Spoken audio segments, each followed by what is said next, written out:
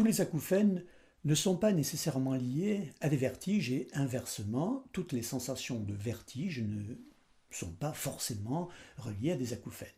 Cependant, chez certains individus, il arrive que ces deux symptômes cohabitent. La personne souffrira alors à la fois de parasitage sonore en même temps qu'elle sera en proie à des problèmes d'équilibre.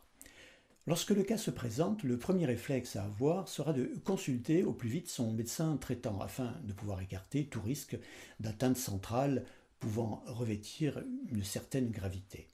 En effet, il apparaît que dans environ 10 à 15% des cas, les symptômes de vertige soient déclenchés par un problème de santé sérieux. Pour les 90% restants, il s'agira de savoir si l'acouphène et les vertiges sont liés ou si cette concomitance n'est qu'un fâcheux hasard. Lorsque les symptômes acouphéniques et vertigineux sont liés, le médecin ORL pourra alors suspecter un neurinome de l'acoustique, qui est une tumeur bénigne logée dans l'oreille interne.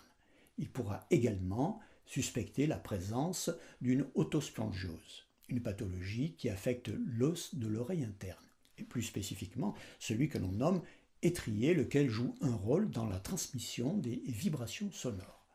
Enfin, il est également possible que ces vertiges et acouphènes proviennent d'une maladie de Ménière, une pathologie due à une accumulation excessive de fluide au niveau de l'oreille interne.